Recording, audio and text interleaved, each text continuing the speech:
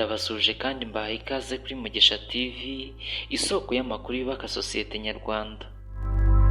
Itsinda rya Vestine na Dorcas riri mu byishimo bidasanzwe nyuma yo kwegukana igihembo cya Isangwa na Muzika Festival baherewe muri ka Kigali.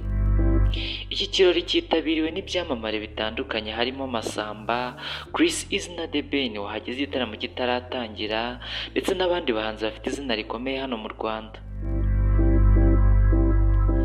Dorcas na Irene nibo batambukanye ku itapi y'umutuku aho bari baje kwitega cyangwa se kwakira igihembo cya Vestine na Dorcas, dore ko uyu Dorcas akunze kugenda wenyine mu gihe uyu Vestine ari mu bihe bitoroshye, dore ko atari kwiteza itangazamakuru kubera ibihe biruhije arimo gucamo.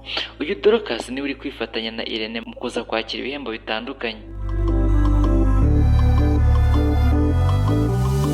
Aba bahanzi bakaba bahigitse abahanzi bakomeye muri gospel barimo Israel Mbonyi, Papi Clever ndetse n'abandi bahanzi babarusha uburambe mu muziki. Muri iki gitaramo kandi ntago hahembwa abahanzi ba gospel gusa, ahubwo hanahembwe n'umukinnyi wa filime mwiza w'umwaka.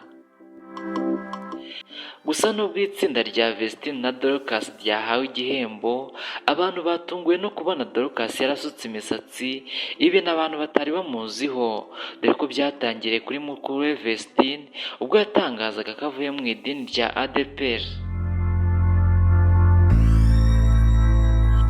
Murumuna we nawe amaze kubishyira ku mugaragaro ko asezereye idini rya ADEPR.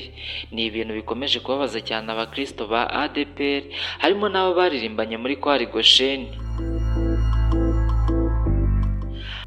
Aba bahanzi bahawe igihembo nyuma y'iminsi mike hakwirakwiye inkuru ko Vestine ubarizwa muri iri tsinda yatandukanye n'umugabo we Idrissa Uwedura Hugo, bamaze igihe kitari kinini bakoze ubukwe, dore ko batari bakanibaruka n'umwana.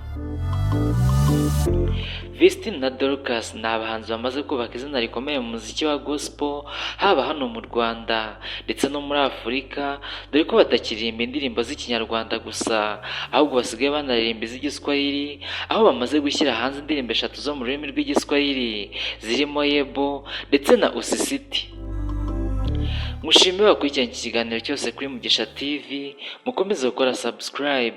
Ibiganiro byiza n'amakuru agezweho muzajya mubibonera ku gihe. Ndabashimiye.